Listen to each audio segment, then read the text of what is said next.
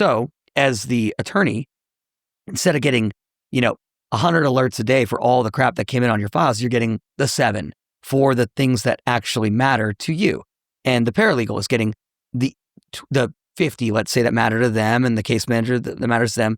One of our clients said it really well. He said, it used to be a lot of noise, and now it's like all signal, no noise. Welcome to Tip the Scales podcast. It's a Jenn Gore Takeover again. I'm here with Vivek AI, and we are talking about his company, Foundation AI. We talked about his journey. A lot of people didn't realize that he was a lawyer and finding efficiencies in your law firm through AI. So stay tuned. This is a great episode.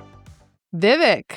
Jen. Welcome to Tip the Scales podcast. Thank you for having me. So glad to have you. I feel like I've seen you at a bunch of conferences now. Yeah, we do the circuit. Yeah. I show up, We're here at Mass Torts Made Perfect in Las Vegas at the beautiful Wynn Hotel. It is beautiful. This is probably my favorite hotel in Vegas. Yeah. So can you introduce yourself for the Tip the Scales audience and just tell us, about Foundation AI, your company, and you're actually a lawyer. So a lot Recovering, of people don't really know that though about you. So just tell us a little bit about you. Yeah. Well, I'll start with Foundation AI and what we do. And so we work with a lot of, as you know, injury litigation firms. So that means personal injury, single event, VA, SSD, work comp.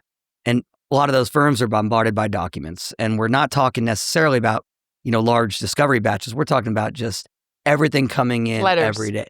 Letters from the insurance adjuster, medical bills, and all this stuff is coming in to centralized email boxes that might be set up for service, physical mail that's getting scanned, individual attachments being sent to email boxes of every case manager, attorney, paralegal working at a firm. All of these documents come in through digital and real mail. Yeah. We're talking, you cover mailbox in hard copy. Yep. And email box. Yeah. All the documents that come in, all these things got to get into the practice management system, right? Whether that's Litify, Smart Advocate, Clio, Filevine, most firms are on a system and they're operating digitally now where every document should be in that system. And that is a very manual process. For most firms, it's a very analog process for this digital world we're in. So what we do is we integrate with all those upstream sources. So those mailboxes, the scanner and all of that, and with the practice management system, the ones I just named and more. And our software, automatically ingests all those documents, downloads the attachments and all of that, profiles everything to the right matter. That means it looks at the document, looks in your system, it matches data to understand which matter everything belongs to, classifies it. We've got 700 plus different document types. And then based on that classification, we're going to name it to your naming convention, put it into the right folder, and then execute what we call document-driven workflow. Simplest ones are alerting the right person based on what type of document it is. But we can also do more advanced ones like calendaring events based on information in a notice, data entry, like taking information out of medical bills to put it into the damages ledger and stuff like that. So, AI is a huge buzzword right now. I feel like everywhere in the last year, it's really the hot topic. Yeah. So you're on the cutting edge. But I think a lot of people, especially people come up and say what do you know about Foundation AI? There's a confusion that it's not providing the same services that, let's say, Eve, Supio, Even Up are doing, just to name a few of these other types of AI providers. So can you explain, I think, your focus, as you just described, is about getting the file prepared for the use of AI for these other services. Yeah. You're more to me about data integrity and making sure that the proper data is in the file versus what they're all doing. Yeah. I think you just nailed it. I mean, it's an old saying, garbage in, garbage out, right? And people talk about it all the time. And it's true. So a lot of, and all the companies you mentioned are great companies. And we work with a lot of firms that use all of those products. A lot of firms use Even Up, Eve, Supio. And one of the challenges they have is you can only do so much to build a medical chronology if you need the documents in the file. So a lot of the firms, their problem is the documents aren't into the file to get into an Eve or an Even Up, right? Yeah. And I first met you and you said this and it completely made sense. But I think that there's a lot of people that are new to AI. Let's say they're just starting to use AI in their firm, and it hasn't dawned on them that these other companies are not experts at this point. I'm never heard of them being able to do what you're doing. No, so right now, no one else does what we do. It's very niche. It's and this will go back to the earlier question of how we got into this, because I don't think people set out people are building these AI companies and they're doing all this like really sexy, cool stuff with AI. Generating demands, like medcrons, demands, litigation. Like, filing documents in the right place does not sound very sexy. And we've been so needed. Yeah, it's not sexy but necessary, and we've been doing it for a while. So you're right. Is the last that the year, new tagline? Yeah, not sexy but necessary. I'm going to I'm going to take it. I'm going to need a clip of you saying it. That's just going to be an ad. Not sexy but necessary. But those type of companies make the most money because they're just like required. Yeah, I mean, and we've been doing it we're 6 years into this. So we've been around since before AI was this big buzzword, and there are a lot of companies coming out with products, but no one's doing what we do because it's not that sexy and it's hard. And a lot of the companies now are using these LLMs, and what we do, you can't really do with the LLMs. So we've had to build models over the last 5 years just on millions and millions of pages of data. Data. The background. So tell us like what made you think, oh my God, I'm going to get into this. Yeah, I'm an idiot. So basically, like many of the entrepreneurs, because I think every firm owner, is an entrepreneur. Like many of the entrepreneurs that watch the show, my journey started in law school, and I graduated from law school in 2009. I went to UCLA. And impressive. And I originally, was a transactional guy. I was doing capital markets, real estate finance or something. And in 2000, I say or something because it didn't last long, because 2009 wasn't a great time to be a capital markets, real estate finance lawyer. So what year did you graduate? 2009. And so I went into law school at 2009. Yeah. And that was like a tough time in legal. Well, especially if you were doing transactional and these like big AM law firms. And that was like after the meltdown. The meltdown happened like right when I graduated. Yeah. So I mean, basically my summer associate year in 2008, everything was amazing. They took us to Europe during our like summer associate, like summer and all that. And then the next year, like they were canceling everyone's offers and everyone was getting like cut. And so I got cut from big law pretty quick, which was okay. And I ended up coming back to California, to Los Angeles, and working with a bunch of startups. And, I basically hung a shingle with a buddy of mine, and we were consulting with like venture-backed and non-venture-backed startups, healthcare companies, like whatever could pay the bills, doing transactional work. And one of those companies was an AI company that was doing healthcare AI. And you were like, okay. Well, so don't let my brown skin fool you. I'm like the worst technical Indian person ever. So I like not a technical guy. So I didn't know anything about AI, right? And so I'm looking at this, and at the same time, just to make this all make sense, I wasn't very good at running a firm, like not like the people that watch this. So I got a day job doing, of all things, work comp defense. Okay. So I can't imagine you doing defense. Well, I worked at a work comp defense firm, and I mostly did the lean stuff. So I didn't really deal with a lot of the injury stuff. But I worked at one of the larger work comp defense firms in California, and we had so much paper coming in.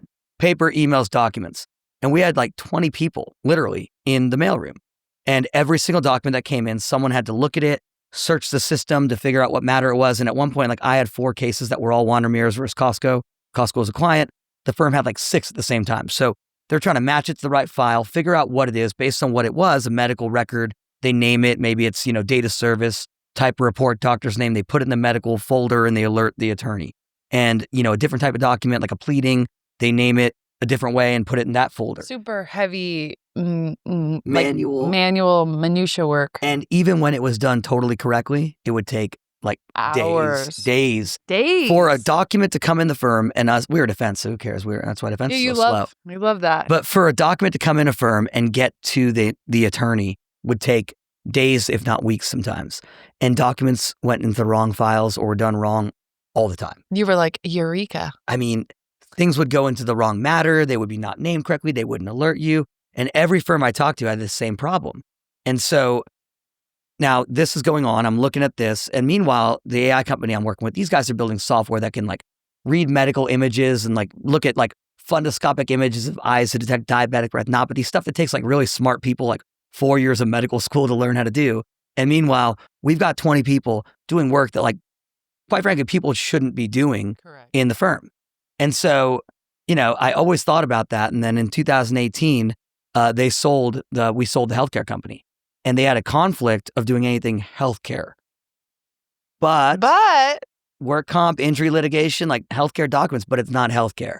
And so I got I got the really smart technical guys that knew how to build AI software. And I was like, hey, you guys can't do healthcare anymore for a while. You got a non-compete, but what about this?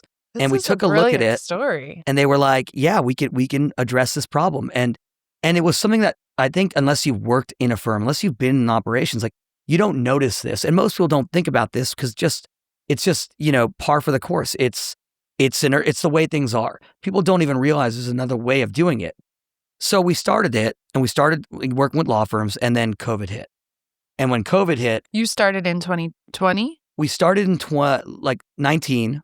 And 19. then similar to Sweet James-ish. Yeah, exactly. And I think we launched with our first law firm. I actually figured this out. I was looking at an old contract. Our first law firm went live in February of 2020. And COVID hit like 2 weeks March later. Of 2020. And so all of a sudden, like all these firms now had to go, This is actually crazy because I remember that time, and the mail was our biggest freaking pain point. Yeah, like how could firms operate? Even though we were in COVID, our receptionist still had to go to the office and scan all the mail. Yeah. And then now you have, but thank God we only needed, at that point, our volume was low. I imagine if you had 20 people, you don't want them all in the same space during COVID. And it's not just physical mail though. At that point, when COVID hit is when all of a sudden, email, all of the courts, all the jurisdictions, like really laxed electronic service requirements. People started accepting service. Do you see this is like, what you're describing is like almost like divine timing. Like luck. Truly. Like I don't believe it. Like, do you believe in luck? It depends. I mean, I believe that, when I got severance out of Big Law, I thought the world was over, right?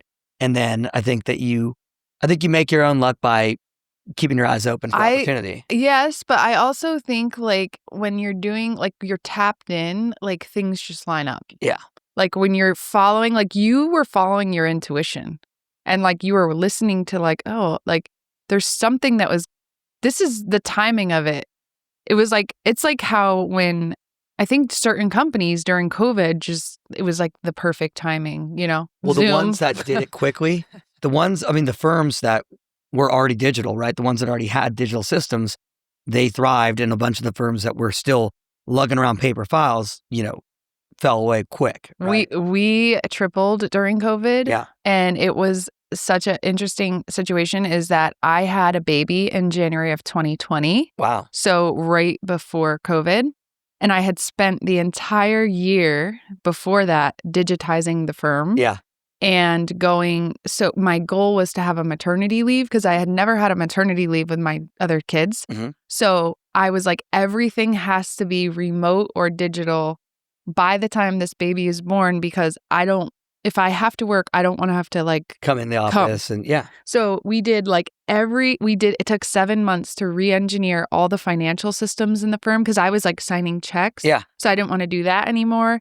And like when COVID hit, it was like, oh my God, we were ready for this. Yeah. And you overnight. And like you said, you tripled. And also, I mean, attracting like quality talent, right? I mean, the hardest thing for a lot of no law firm will tell you it's easy to find good people. It's the number one challenge in business. Yeah. Is managing people. And so attracting them to your firm when you don't have good tech, like, recruiting someone when you're like, yeah, you're going to have access to the best digital systems. You can work, from home. Point. You need to versus like, you got to come in every day and pick up your big, massive physical file and lug this around and carry around like one of those. I had one of those crates that you kind of drag around with like the big ass work comp files. Is that a thing? Yeah. I think that something you're bringing up is such a compelling point that a lot of people don't even think about when they would think about something like Foundation AI. when you work at a firm that has this technology and you become accustomed to it, and then, someone else reaches out to you with a job offer, but their tech in their firm is significantly, less, optimized, or they're not using a lot of tech, I think that's going to become a big differentiator in why people take jobs. Yeah, we've gotten clients that way where someone, excuse me, goes to a new firm and they're like, yeah, I'm not doing someone of note that they really want. And they're like, yeah, I'm not doing this. Like, this is stupid. Like, we need Foundation AI or it doesn't make sense. And part of it is because attorneys don't actually touch our software. Like, most attorneys never see our software itself. They see the results, right?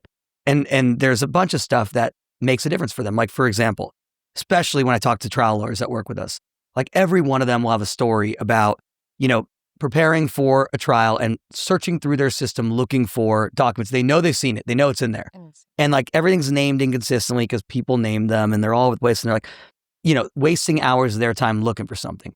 That goes away if you have standardized naming that's done the same way every single time.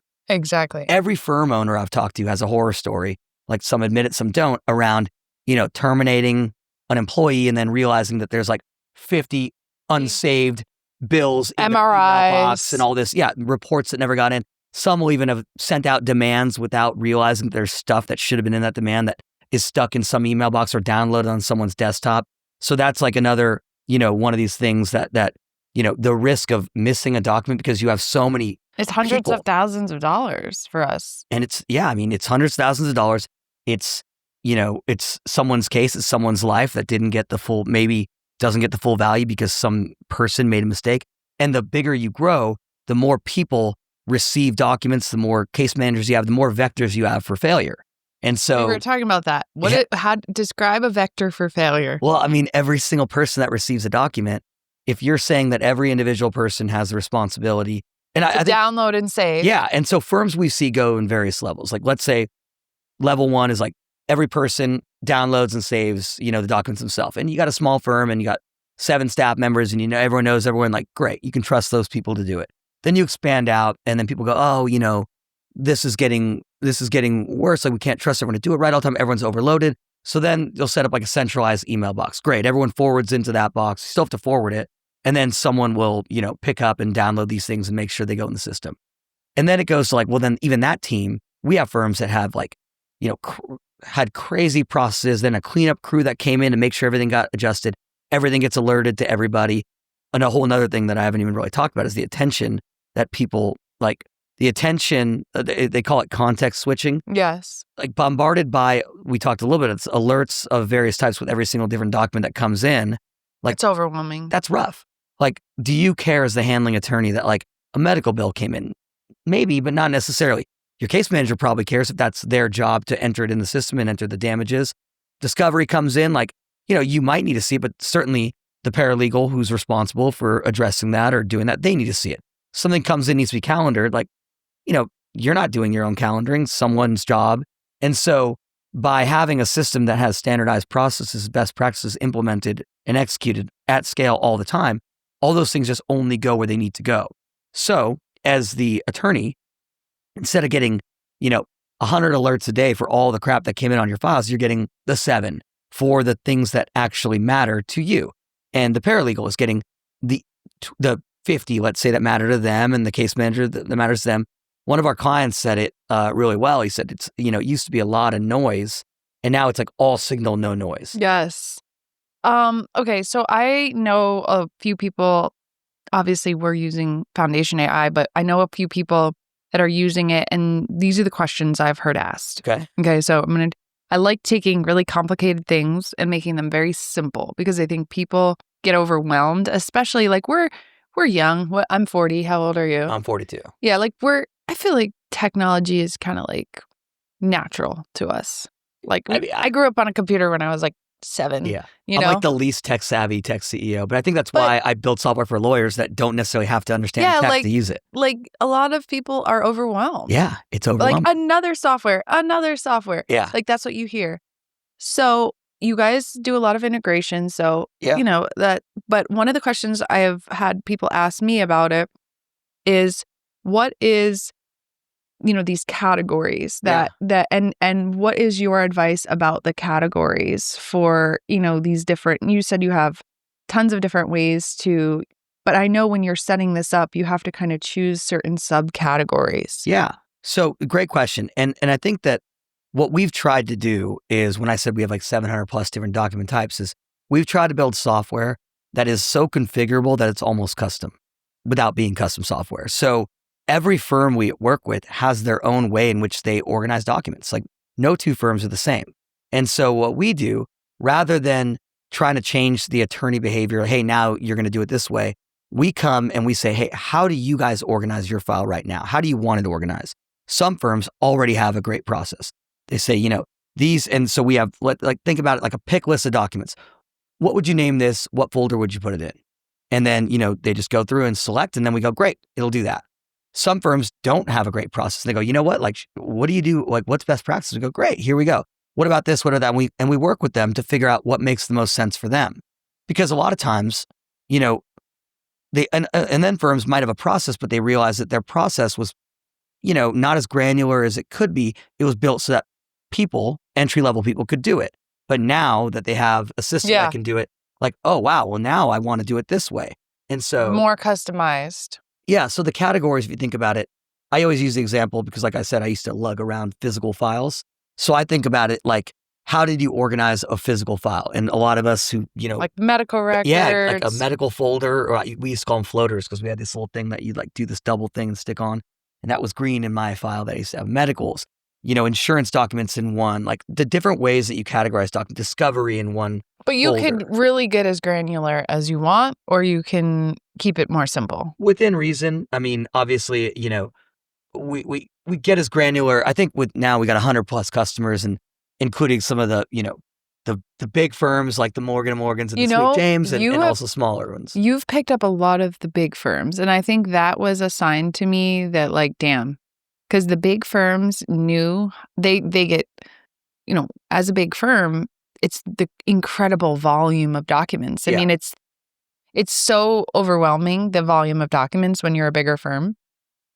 I think there's two things to it. I think that we pick up, obviously, a lot of the bigger firms, but also a lot of the smaller firms that want to scale. And I think that one of the reasons is because if you're a solo and you have, your assistant and they can organize it the way you want, they can do it very bespoke and you get comfortable, right? But as firms grow, they realize that in order to scale, you can't have everyone having it just the way they want it. You need to start standardizing. And so a lot of the bigger firms have already embraced the idea of like standardizing their processes, building SOPs for their operations in order to become more efficient. And if you have an SOP, then it's very easy now for AI, easy for us to enable our AI to follow your SOP. And if you don't have one yet, to give you one that will work for the way your firm is set up. And so for different firms, everyone wants to do it their own way. And we have lots of ways. Some firms like email alerts, some firms like tasks in Litify or in Filevine, they want hashtags a certain way. And the software is enabled to do what the firm needs their way. And so even naming conventions. Let's do a visual. Yeah. Because people will think like, well, how does this work? Yeah. So the mail comes in. Yep. And let's walk through, because I saw this happen in my office. Yeah. So great. Physical mail. Someone still scans it in your office. We do a partner if someone really wanted to have a total remote firm and didn't even receive it. But for the most part, our firms, they receive mail and they'll scan it.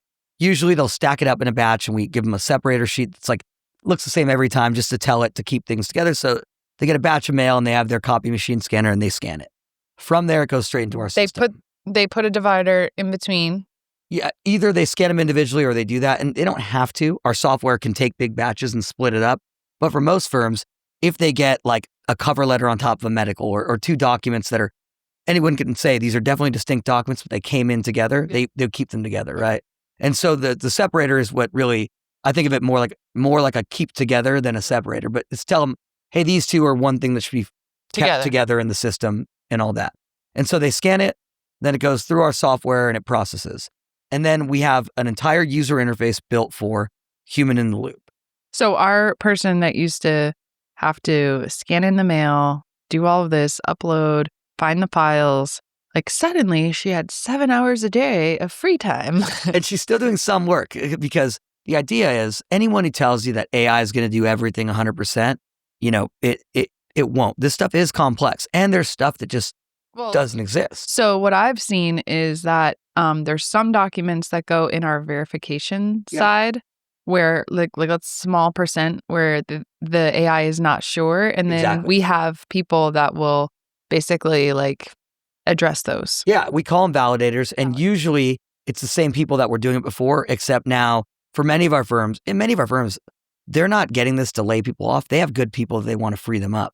Some of the firms have like, a male team doing it. Some have paralegals spending their time doing this. Okay, but I know you don't want to say that it helps us reduce labor, but I think it does. Well, I'll say this. It helps reduce a ton of labor hours. Whether a firm chooses to reallocate, right size, that's up to the firm and how they're staffed. But you just talked about like having a mailroom of, let's say, 15 people.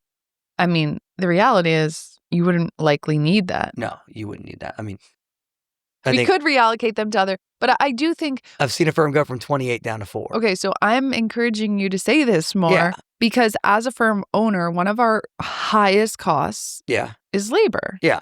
And it's the one thing that's when you're scaling, you actually have to scale slower if your labor is extremely high because it's, one of the things that you can't really, especially like in a contingency firm, we talk about this all the time. It's like we're funding future growth with the cash of yesterday. Yeah, it makes sense. And so you can actually scale faster if you can be more efficient with your payroll. 100%. You can scale faster. You can spend more on acquisition. On marketing. Because your operations are better. And so to your point, I think, this function is often a cost center, right? A cost saving. Yeah. And you can bring down the cost of this function considerably. But it's not, I think the reason I talk, obviously a lot of firms, and the primary thing is saving money, right? And it's true. But I think there's a lot of these other benefits. And the way I think about it is standardization, scalability, risk reduction, all these things, and it pays for itself. Yes. That's how I think about it. Rather, like the final. If you're just trying to talk about labor costs, and I could say, well, why don't you outsource? And a lot of our firms have outsourced, and they realize that what that brought was, it's cheaper, but now there's more errors, or even it's doing well, but it's still, could be better. And we have firms that, that then use our software, and then that team might now be using our software. And so to what you were asking about, the validation part, the software is going to look at every document and it's going to make all the decisions it can make. But if it's not 100% confident in anything, then a person will look at that to make a judgment call. And firms can set their own like confidence thresholds at the document level and even at the field level. So you might say, you know what?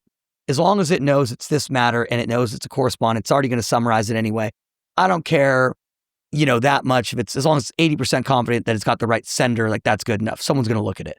But you might say a medical record, no, I want to be 100%. This is going to go into a damage ledger. I want to be 100% that it's the right data service, the right doctor, the right type of report and all that. So you mentioned it goes in the damage ledger. And I think this is something we don't want to glaze over.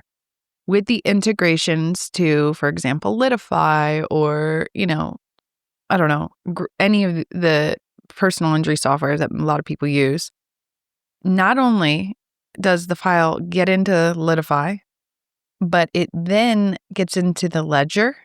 Yeah. So for a lot of the softwares, and not all of them have this ability. It's, we love that. Yeah. Yeah. We can only do what what the downstream software enables us to do. But, we can take information out and automate that data entry. The way we think about it is this, and a lot of our firms are the same. They used to have multiple people across the firm touching a document. Maybe one staff member figures out what matter it is, but they don't know enough to like name it. So then they put it in, and then maybe a paralegal comes and they go, oh, okay, and they figure out what it is, put it in the right folder, and then maybe now that it's a bill, someone else comes in and they go, okay, now my job is to do data entry. All these handoffs and all these different people.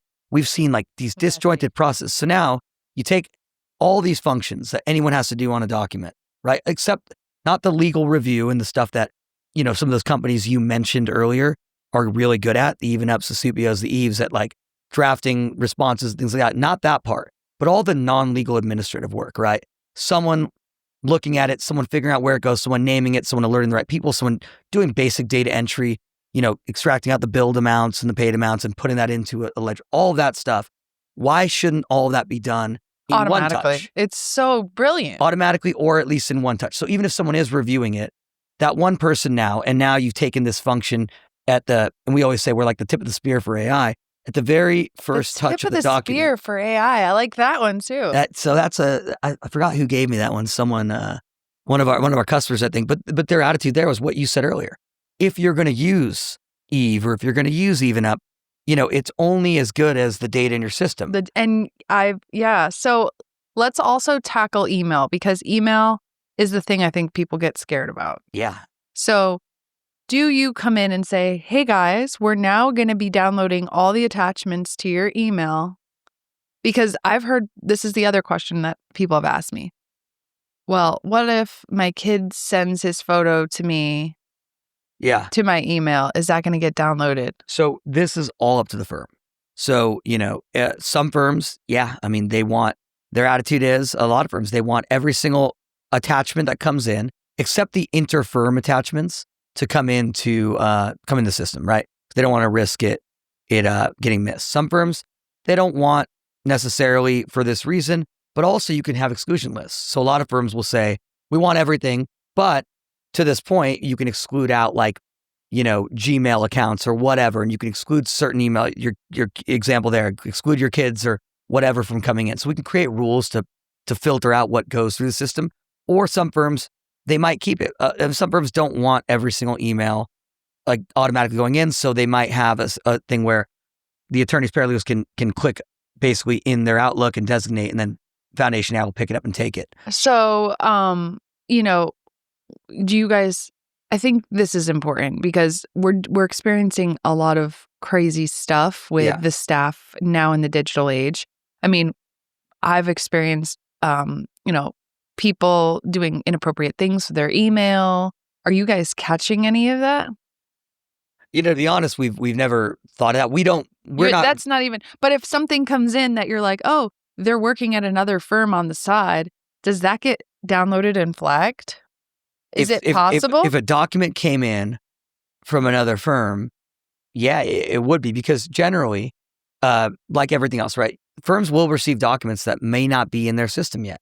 So let's say you just signed a new case and for whatever reason, documents came in, but the file hasn't been set up yet. There has to be exception handling flow. So if attachments came in where this person's moonlighting, working at two firms, let's just say, and they're emailing a client that's not a client of the firm. Yeah. Let's just say through the firm email, which this sounds crazy, but I've seen this happen.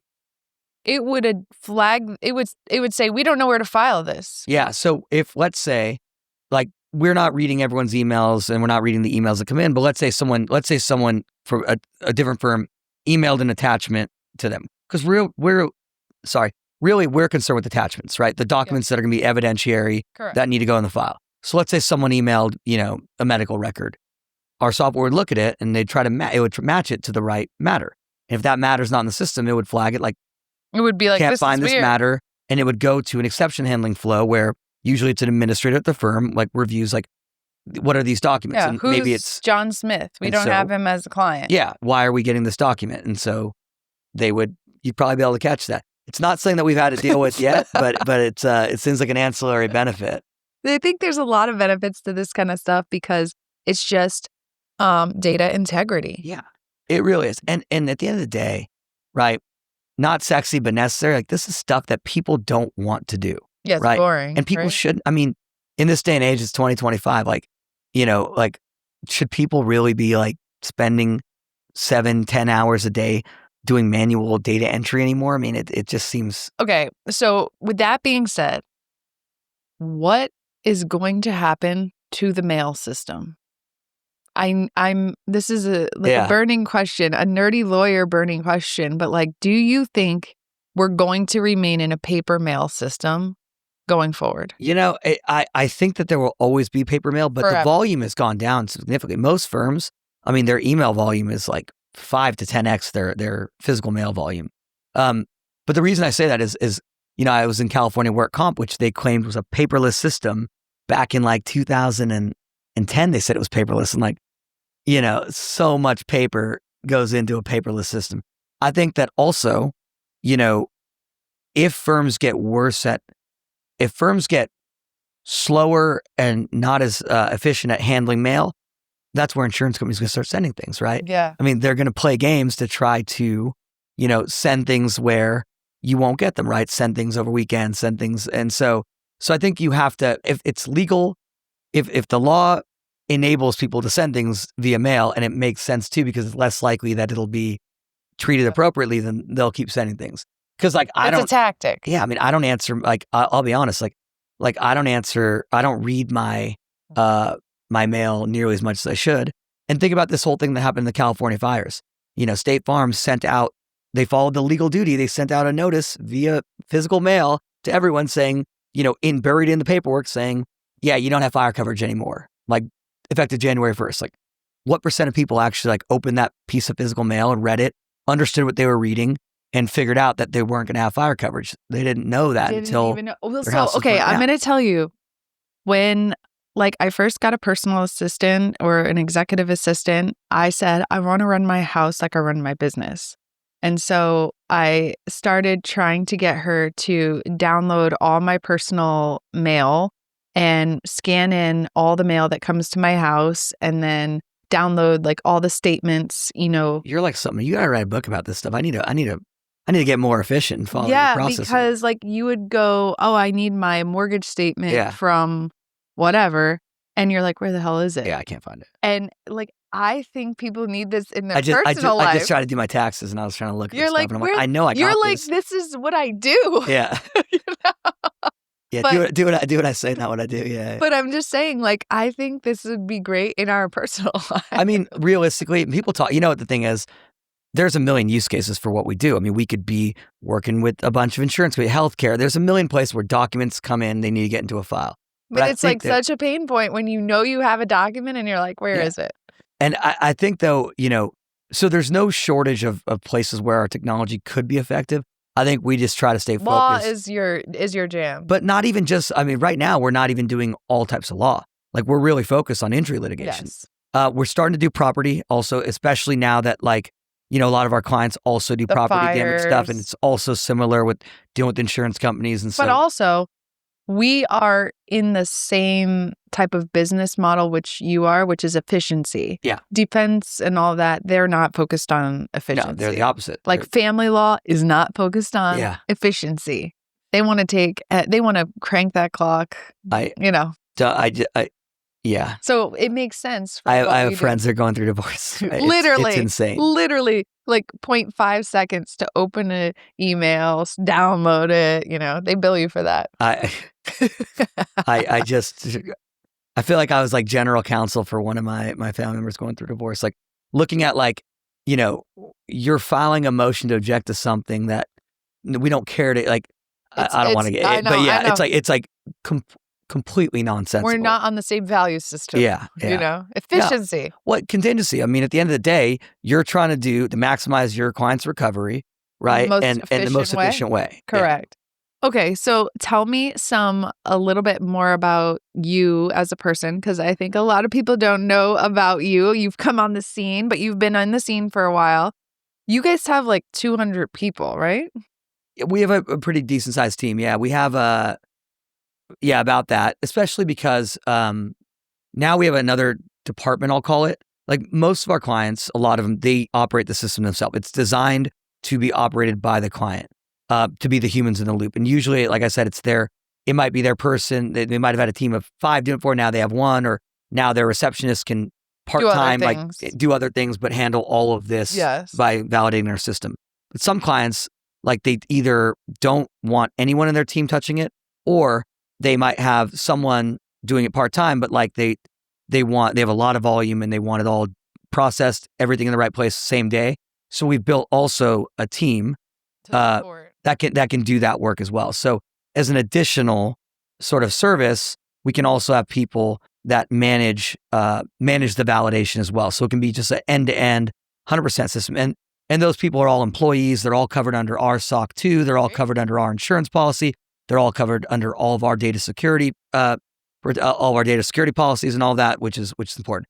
And by the way, because you did mention, I've been speaking at a bunch of conferences and I get asked this question, so I'm going to throw it out there. It is the Wild West right now. In the last year, as you know, AI companies like popping up everywhere. And so one piece of advice that I give to anyone is like, vet your vendors the same way your clients vet you. And what I mean by that is like, do they have a SOC 2 type 2? I mean, it's kind of like people don't even know what that is, Vivek. And they should. You should know enough to ask because it's security. It's kind of like asking like, does your lawyer have a state bar license, right? So then you do that. And let's say that.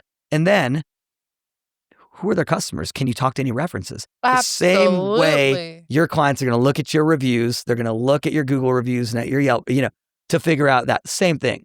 So a lot of these companies have popped up, they don't necessarily have like lawyers that were behind it. I mean, even up kind of like pop the top off of kind of opened up the idea. That was the gateway.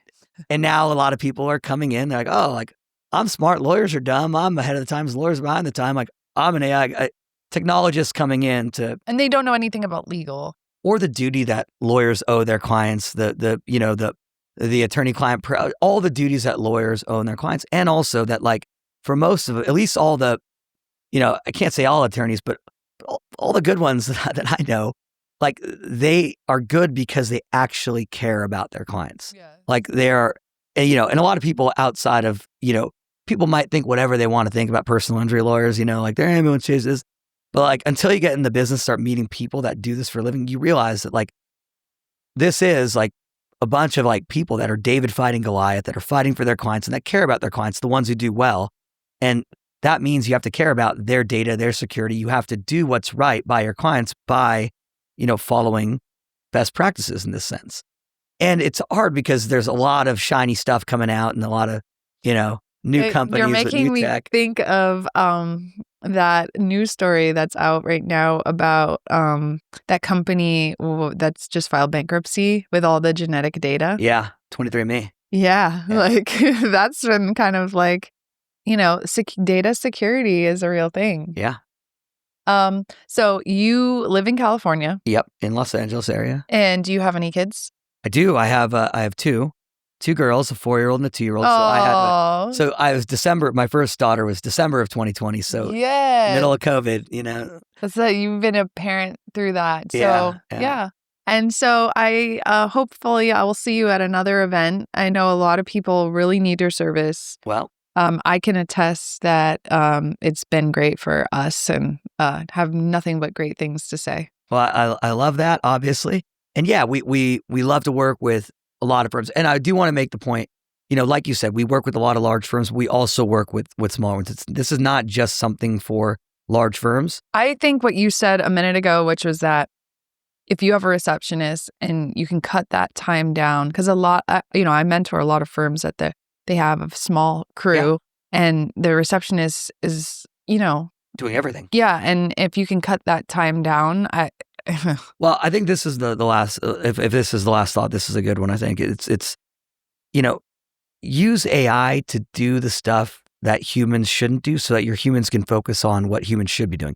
That receptionist should be greeting clients. The receptionist should be like, if they do, or you stay on the phone. You got people that people should be doing intakes, should be treating people with compassion, answering the phone.